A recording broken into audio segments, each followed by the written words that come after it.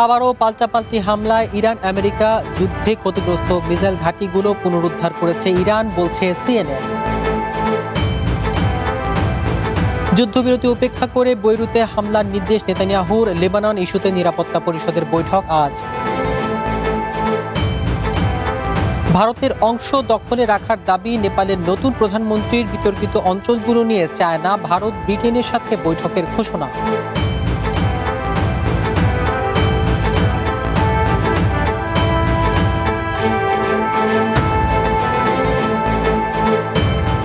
স্বাগত আন্তর্জাতিক বুলেটিনে, আমি মাহমুদ রহমান সিয়াম। শুনছিলেন শিরোনাম, এবারে বিস্তারিত।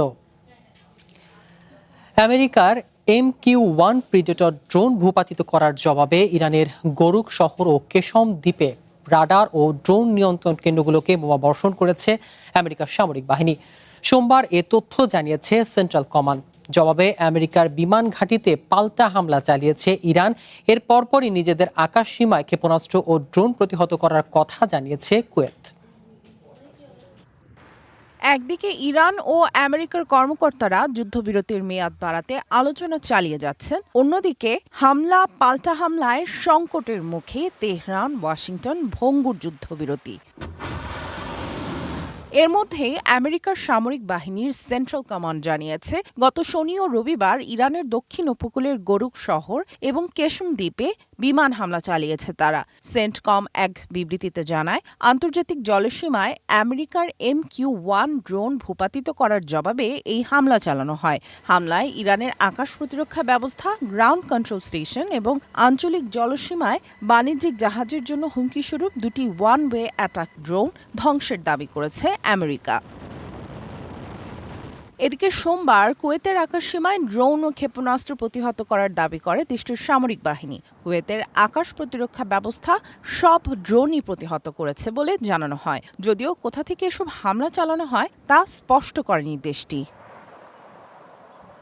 ইরানের একটি টেলিকমিউনিকেশন টাওয়ারে আমেরিকার হামলার জবাবে মধ্যপ্রাচ্যে দেশটির একটি বিমান ঘাঁটিতে পাল্টা হামলার দাবি করেছে তেহরান। ইরানের রাষ্ট্রীয় বার্তা সংস্থা IRNA-তে প্রকাশিত এক বিবৃতিতে দেশটির Islamic revolutionary guard corps IRGC হামলার বিষয়টি জানিয়েছে। এর জবাবে IRGC পাল্টা হামলা চালানোর কথা স্বীকার করলেও সুনির্দিষ্ট কোনো ঘাঁটির নাম উল্লেখ করেনি। তবে কুয়েতে আমেরিকার সামরিক বাহিনীর সেন্ট্রাল কমান্ডের ঘাঁটি থাকায় দেশটিকে লক্ষ্য করে এ হামলা চালানো হয়েছে বলে ধারণা করা হচ্ছে। সরাসরি কুয়েতে হামলার দায় স্বীকার না করলেও মধ্যপ্রাচ্যের যেসব দেশের সামরিক ঘাঁটি ব্যবহার করে ইরানের ওপর হামলা চালানো হচ্ছে, সেসব ঘাঁটিতে পাল্টা আঘাত করা তেহরানের আত্মরক্ষার আইনি অধিকার বলে দাবি করেছেন ইরানের পররাষ্ট্র মন্ত্রণালয়ের মুখপাত্র ইসমাইল বাঘেই। সামিয়া জান্নাহ, ওয়ান ইন্টারন্যাশনাল ডেস্ক। আমেরিকার প্রেসিডেন্ট ডোনাল্ড ট্রাম্প তার প্রস্তাবিত চুক্তিতে আরও কঠোর শর্ত জুড়ে দেওয়ার পর সমঝোতা স্মারকের খসড়ায় কিছু সংশোধন করে তা জমা দেওয়ার প্রস্তুতি নিচ্ছে ইরান। এর ফলে দীর্ঘ কয়েক সপ্তাহের পরোক্ষ আলোচনার পর ওয়াশিংটন ও তেহরানের মধ্যে চুক্তির একটি প্রাথমিক কাঠামোতে পৌঁছানোর প্রচেষ্টা নতুন করে বড় ধরনের হোঁচট খেল। যুদ্ধ বন্ধে ইরান আমেরিকা কয়েক সপ্তাহের পরোক্ষ আলোচনার পর যখন একটি চুক্তির বিষয়ে অগ্রগতির আভাস মেলে, ঠিক তখনই নতুন জটিলতা তৈরি হলো। এর মধ্যেই চুক্তির খসড়ায় আরও কঠিন শর্ত যুক্ত করে তা তেহরানে ফেরত পাঠান আমেরিকার প্রেসিডেন্ট ডোনাল্ড ট্রাম্প। আর এতেই ওয়াশিংটন ও তেহরানের মধ্যে আলোচনা আবারও বাধার মুখে পড়ে। এই পরিস্থিতিতে চুক্তির খসড়ায় সংশোধনের প্রস্তুতি নিচ্ছে ইরান। ইরানের আধা সরকারি সংবাদ সংস্থা তাসনিম নিউজকে একটি সূত্র জানিয়েছে, ওয়াশিংটনের দেয়া শর্তগুলো মেনে নেয়নি ইরান। দুই পক্ষের মধ্যে খসড়া আদান প্রদান এখনো চলছে এবং ইরানও এতে তাদের মতো করে কিছু বদল আনবে বলে জানায় সূত্রটি। তবে এখনো কোনো কিছুই চূড়ান্ত হয়নি। ঠিক কি কি শর্ত বদলানো হয়েছে তা স্পষ্ট না হলেও ইরানের জব্দ অর্থ ফেরত দেওয়ার বিষয়ে ট্রাম্পের ঘোর আপত্তি রয়েছে। এছাড়া ইরান প্রতিটি প্রস্তাবে সাড়া দিতে অনেক বেশি সময় নেয়ায় ট্রাম্প কিছুটা বিরক্ত বলে জানাচ্ছেন আমেরিকার কর্মকর্তারা। তিনি চাপ বাড়িয়ে দ্রুত চুক্তিটি শেষ করতে চান। সংশোধিত খসড়াটি এখন ইরানের সর্বোচ্চ নেতা মোস্তফা খামেনির দপ্তরে পাঠানো হয়েছে, তবে সেখান থেকে সবুজ সংকেত আসতে আরও সময় লাগতে পারে। এই চুক্তিটি মূলত দুই দেশের সব বিরোধ মেটানোর জন্য প্রণয়ন করা হচ্ছে না। এই মুহূর্তের যুদ্ধ ও উত্তেজনা থামানোর একটি প্রাথমিক চেষ্টা হতে যাচ্ছে এই চুক্তি। খসড়া অনুযায়ী ইরানের হরমুজ প্রণালী খুলে দেওয়ার বিনিময়ে দেশটির বন্দরগুলো থেকে অবরোধ তুলে নেবে আমেরিকা, সেই সাথে সীমিত আকারে নিষেধাজ্ঞা তুলে নেবে ওয়াশিংটন। এছাড়া চুক্তির আওতায় চলমান যুদ্ধবিরতির মেয়াদ আরও ৬০ দিন বাড়বে, যার ফলে লেবাননের হিজবুল্লাহ সহ ইরান সমর্থিত গোষ্ঠীগুলোর সাথে লড়াইয়ের তীব্রতা কমে আসবে। তবে ইরানের পরমাণু কর্মসূচি বা ইউরেনিয়াম মজুদের মতো জটিল বিষয়গুলো এই চুক্তিতে রাখা হয়নি। সেগুলো পরবর্তী ৬০ দিনের মধ্যে আলোচনার টেবিলে তোলা হবে। সামিয়া জান্নাহ, ওয়ান ইন্টারন্যাশনাল ডেস্ক। পদত্যাগের গুঞ্জনকে নাকচ করে দিয়েছেন ইরানের প্রেসিডেন্ট মাসুদ পেজেশকিয়ান। রবিবার লন্ডন ভিত্তিক সংবাদ মাধ্যম ইরান ইন্টারন্যাশনাল এই নিজের পদত্যাগের খবর ছড়িয়ে পড়ার পর তিনি এই প্রতিক্রিয়া জানান। ইরানের আধা সরকারি বার্তা সংস্থা তাসনিম নিউজ এজেন্সি জানায়, এক ক্যাবিনেট বৈঠকে প্রেসিডেন্ট মাসুদ পেজেশকিয়ান বলেন, যতদিন প্রাণ আছে তিনি কাজ চালিয়ে যাবেন। পদত্যাগের খবরকে ভিত্তিহীন বলে উড়িয়ে দিয়ে ইরানের প্রেসিডেন্টের কার্যালয় জানাচ্ছে, প্রেসিডেন্ট পেজেশকিয়ান তার নির্বাহী ও সাংবিধানিক দায়িত্ব সম্পূর্ণ স্বাভাবিকভাবে পালন করে যাচ্ছে। একে বিদেশি গোয়েন্দা সংস্থার জাতীয় ঐক্য বিনষ্ট করার চেষ্টা বলে অভিহিত করেছে ইরানের রাষ্ট্রীয় বিভিন্ন সূত্র। এর আগে ইরান ইন্টারন্যাশনালের এক প্রতিবেদন দাবি করা হয়, সরকারের বড় অংশ আইআরজিএস এর নিয়ন্ত্রণে চলে যাওয়া এবং যুদ্ধনীতি ও অর্থনীতি নিয়ে বাহিনীর প্রধানের সাথে মতপার্থক্যের জেরে ক্ষুব্ধ হয়ে সর্বোচ্চ নেতা মোস্তফা খামেনির কাছে পদত্যাগপত্র জমা দিয়েছেন প্রেসিডেন্ট মাসুদ পেজেশকিয়ান। আমেরিকা ইসরায়েলের হামলায় ক্ষতিগ্রস্ত মিসাইল ঘাঁটিগুলো আবারও সচল করেছে ইরান। সিএনএন এক প্রতিবেদনে দুই দেশের যৌথ হামলার পরও স্থাপনাগুলো সীমিত ক্ষয়ক্ষতির কথা জানাচ্ছে। গণমাধ্যমটি বলছে, শান্তি আলোচনার মধ্যেই নিজেদের সামরিক সক্ষমতা পুনর্গঠন কার্যক্রম চালিয়ে যাচ্ছে তেহরান। ইসরায়েল আমেরিকার হামলায় ক্ষতিগ্রস্ত ১ ডজনের বেশি মিসাইল ঘাঁটির প্রবেশপথ আবারও উদ্ধার করেছে ইরান। স্যাটেলাইট নজরদারির বরাত দিয়ে সিএনএন জানিয়েছে, মাটির নিচের ১৮টি ঘাঁটির ৬৯টি সুড়ঙ্গ পথের মধ্যে ৫০টিরই প্রবেশপথ পুনরুদ্ধার করেছে আইআরজিসি। আইআরজিসির আন্ডারগ্রাউন্ড এসব মিসাইল স্থাপনা ইস্পাহান, খোমেইন সহ ইরান জুড়ে বিভিন্ন স্থানে ছড়িয়ে আছে। বোমা হামলায় এসব ঘাঁটির ক্ষতিগ্রস্ত অংশগুলো সংস্কার করা হয়েছে। এসব স্থাপনায় থাকা দূরপাল্লার মিসাইলের মাধ্যমে ইসরায়েল ও মধ্যপ্রাচ্যের দেশগুলোতে আরও শক্তিশালী হামলা চালানো সম্ভব বলে জানায় গণমাধ্যমটি। ইরানের হাতে আরও অন্তত ১,০০০ ব্যালিস্টিক ক্ষেপণাস্ত্র মজুদ থাকার কথাও বলছে সিএনএন, যার বেশিরভাগই পুনরুদ্ধার করা ১৮টি ঘাঁটিতে রয়েছে। চলমান সংঘাতে ব্যবহার করা মিসাইলের চেয়েও আরও দূরপাল্লার ক্ষেপণাস্ত্র ইরানের হাতে আছে। সংঘাতের শুরুতে বোমা হামলায় রাস্তাঘাট ও প্রবেশপথের ক্ষয়ক্ষতিতে তা ব্যবহার করতে না পারলেও যুদ্ধবিরতিতে দ্রুত তা পুনরুদ্ধারের কাজ শুরু করে দেশটি। মাটির অনেক গভীরে থাকা মিসাইলের এসব মজুদ ইসরায়েল আমেরিকার হামলাতেও অক্ষত। স্যাটেলাইট ছবি ও বিশ্লেষকদের বরাত দিয়ে সিএনএন এসব স্থাপনায় সীমিত ক্ষয়ক্ষতির কথা জানাচ্ছে। বুলডোজার ও ডাম্প ট্রাক ব্যবহার করেই সেসব পুনরুদ্ধারে সক্ষম হয়েছে আইআরজিসি। বিশ্লেষকদের মতে, ইরানের এই অস্ত্র ক্ষমতা শুধু বিমান হামলায় ধ্বংস করা সম্ভব নয়। তারা বলছেন, উদ্ধার হওয়া এসব ক্ষেপণাস্ত্রে আরও দীর্ঘ সময় হামলা চালিয়ে যেতে পারবে তেহরান। এদিকে ইসরায়েলের চ্যানেল 12 দেশটির গোয়েন্দা সূত্রের বরাত দিয়ে জানিয়েছে, ধারণার চেয়েও দ্রুত গতিতে ব্যালিস্টিক মিসাইলের উৎপাদন শুরু করেছে তেহরান। একই সাথে ড্রোন তৈরির কাজও চলছে অবিশ্বাস্য গতিতে। আবারও সংঘাতের জন্য মিসাইল লঞ্চার স্থাপন সহ পুরোদমে প্রস্তুতি নিচ্ছে তেহরান। ২০ বছরের বেশি সময় ধরে মাটির নিচে মিসাইল ঘাঁটির নেটওয়ার্ক গড়ে তোলার কাজ করছে ইরান। এসব স্থাপনাগুলো পাথুরে অঞ্চলে কয়েকশো মিটার গভীরে সুরক্ষিত। বাইরে থেকে বোমা হামলায় সেগুলো ধ্বংসের সম্ভাবনা তাই কম। এছাড়াও যুদ্ধের আগেই সম্ভাব্য ক্ষয়ক্ষতি এড়াতে এসব ঘাঁটির প্রবেশপথ কয়েক টন ইট পাথর দিয়ে ঢেকে দিয়েছিল ইরান। মার্জিয়া উপমা, ওয়ান ইন্টারন্যাশনাল ডেস্ক। আন্তর্জাতিক বুলেটিনে নিয়ে নিচ্ছি বিরতি, সাথেই থাকুন। একটি দেশের ভবিষ্যৎ গড়ে ওঠে তার ভিত্তি থেকে। তাই বিশ্বখ্যাত জার্মান ভিআরএম প্রযুক্তিতে কনফিডেন্স সিমেন্ট নির্মাণ করেছে নতুন প্ল্যান্ট। ইন্দোনেশিয়া থেকে আমদানিকৃত এ গ্রেড ক্লিংকারের সমন্বয়ে উৎপাদিত কনফিডেন্স সিমেন্ট কোয়ালিটি অ্যাসিওরেন্স ল্যাবে পরীক্ষিত প্রতিটি কণায় নিশ্চিত করা হয় সর্বোচ্চ মান। আর এই এ গ্রেড ক্লিংকারের কনফিডেন্স সিমেন্ট পৌঁছে যাবে বাংলাদেশের প্রতিটি শহর ও গ্রামে, প্রতিটি প্রান্তে, বাংলাদেশের হৃদয় জুড়ে।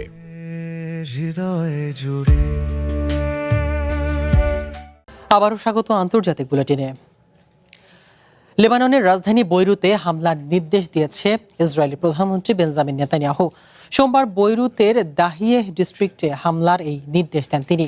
এ সময় হিজবুল্লাহর বিরুদ্ধে যুদ্ধবিরতি লঙ্ঘনের অভিযোগ আনেন ইসরায়েলের প্রধানমন্ত্রী। এই ঘোষণা এমন সময় এসেছে যখন লেবাননের গভীরে ইসরায়েলি বাহিনীর অভিযান জোরদারের বিরুদ্ধে তীব্র নিন্দা জানিয়েছে ফ্রান্স সহ বিভিন্ন দেশ। লেবানন পরিস্থিতি নিয়ে সোমবার জাতিসংঘের নিরাপত্তা পরিষদের জরুরি বৈঠক ডেকেছে ফ্রান্স। এদিকে চলমান ইসরায়েল হিজবুল্লাহ সংঘাত নিরসন ও উত্তেজনা কমিয়ে আনতে নতুন একটি প্রস্তাব তুলে ধরেছে আমেরিকা। দেশটির পররাষ্ট্রমন্ত্রী মার্কো রুবিও এই বিষয়ে লেবাননের প্রেসিডেন্ট জোসেফ আউন এবং ইসরায়েলের প্রধানমন্ত্রী বেঞ্জামিন নেতানিয়াহুর সঙ্গে আলাদাভাবে আলোচনা করেছেন। এই প্রস্তাব অনুযায়ী হিজবুল্লাহ ইসরায়েলের হামলার বন্ধ করলে বিনিময়ে ইসরায়েল ও লেবাননের রাজধানী বৈরুতে আরও কোনো বিমান বা সামরিক হামলা চালাবে না। ইরান যুদ্ধে এশিয়ার বাজারে চাহিদা কমে যাওয়ায় সৌদি আরবের তেল বাণিজ্য এখন নিম্নমুখী।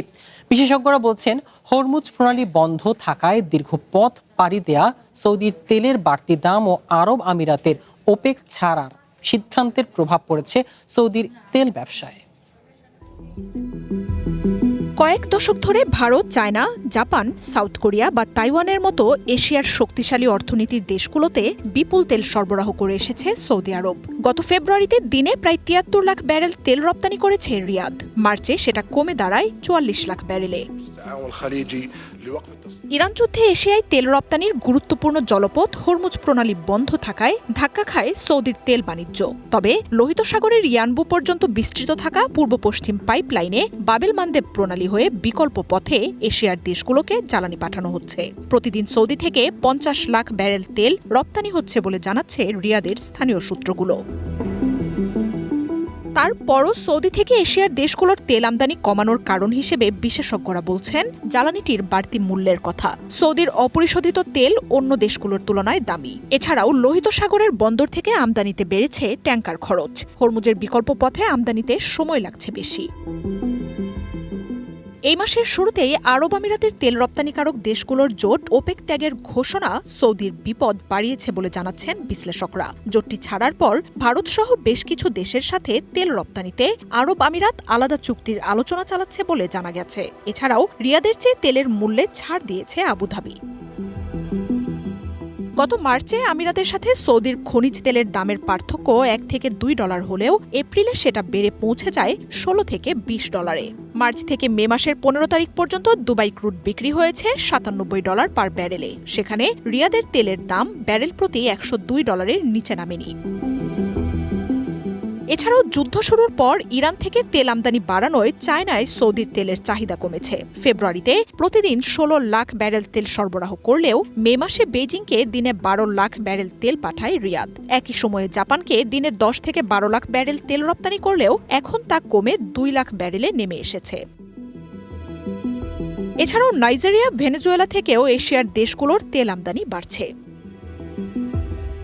মার্জিয়া উপমা, ওয়ান ইন্টারন্যাশনাল ডেস্ক। ভারতের অংশ নিজেদের দখলে রয়েছে বলে দাবি করেছেন নেপালের প্রধানমন্ত্রী বালেন্দ্র শাহ। ভারতীয় গণমাধ্যম এনডিটিভির খবরে বলা হয়, রবিবার পার্লামেন্টের অধিবেশনে এমন মন্তব্য করেছেন দেশটির সর্বকনিষ্ঠ এই প্রধানমন্ত্রী। পার্লামেন্টে আইন প্রণেতাদের প্রশ্নের উত্তরে বালেন্দ্র শাহ বলেন, বিতর্কিত লিপুলেখ গিরিপথ, লিম্পিয়া ধুরা ও কালাপানির মতো অঞ্চলগুলো নিয়ে ভারত, চায়না ও ব্রিটেনের সঙ্গে কূটনৈতিক আলোচনায় বসতে চান তিনি।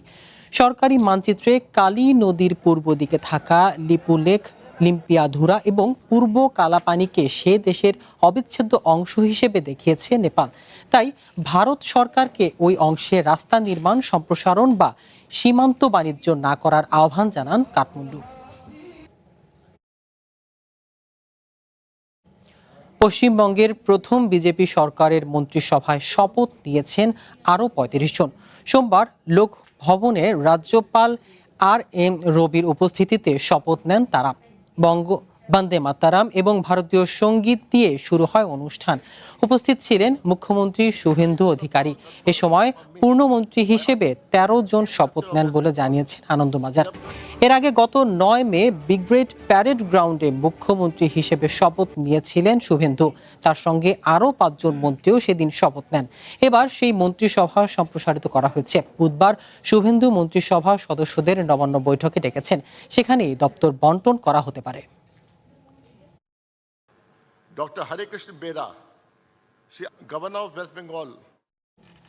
আন্তর্জাতিক বুলেটিনে নিচ্ছি বিরতি, সাথেই থাকুন। একটি দেশের ভবিষ্যৎ গড়ে ওঠে তার ভিত্তি থেকে, তাই বিশ্বখ্যাত জার্মান ভিআরএম প্রযুক্তিতে কনফিডেন্স সিমেন্ট নির্মাণ করেছে নতুন প্ল্যান্ট।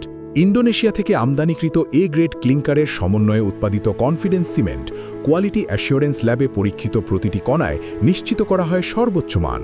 আর এই এ গ্রেড ক্লিংকারের কনফিডেন্স সিমেন্ট পৌঁছে যাবে বাংলাদেশের প্রতিটি শহর ও গ্রামে, প্রতিটি প্রান্তে, বাংলাদেশের হৃদয় জুড়ে।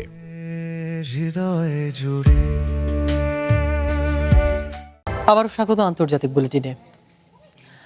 মিয়ানমারের উত্তর পূর্বাঞ্চলীয় শান রাজ্যে বিদ্রোহীদের নিয়ন্ত্রিত একটি গ্রামে খনির বিস্ফোরক থেকে ভয়াবহ বিস্ফোরণে শিশুসহ অন্তত ৫৫ জন নিহত হয়েছেন। এ ঘটনায় আহত হয়েছে আরও বহু মানুষ। চায়নার সাথে দেশটির সীমান্তের কাছে অবস্থিত নামখাম শহরের কাউংতাদ গ্রামে এই দুর্ঘটনা ঘটে। সূত্রের বরাতে বিবিসি জানাচ্ছে, নিহতদের মধ্যে ২৫ জন নারী ও ৩০ জন পুরুষ রয়েছে। অঞ্চলটির নিয়ন্ত্রণে রয়েছে জাতিগত সশস্ত্র বিদ্রোহী গোষ্ঠী তাং ন্যাশনাল লিবারেশন আর্মি TNLA। দেশটির সামরিক জান্তার বিরুদ্ধে লড়াই চালিয়ে যাচ্ছে এই গোষ্ঠীটি। এক বিবৃতিতে TNLA-এর পক্ষ থেকে জানানো হয়, রবিবার খনি ও পাথর উত্তোলনের কাজে ব্যবহার করা বিস্ফোরক থেকে এই দুর্ঘটনা ঘটে। বিস্ফোরণের তীব্রতায় শত শত বাড়িঘর ক্ষতিগ্রস্ত হয়েছে। গ্রিসের আকাশে দেখা গেল এক বিরল মহাজাগতিক দৃশ্য। মে মাসের শেষ রাতে সাগর পাড়ের ঐতিহাসিক পোসাইডন মন্দিরের কোল ঘেঁষে দেখা গেল মস্ত বড় এক চাঁদ। একই সাথে এই বসন্ত শেষের বার্তাও দিয়ে গেল। জ্যোতির্বিজ্ঞানের ভাষায় একে বলা হচ্ছে ব্লু মুন।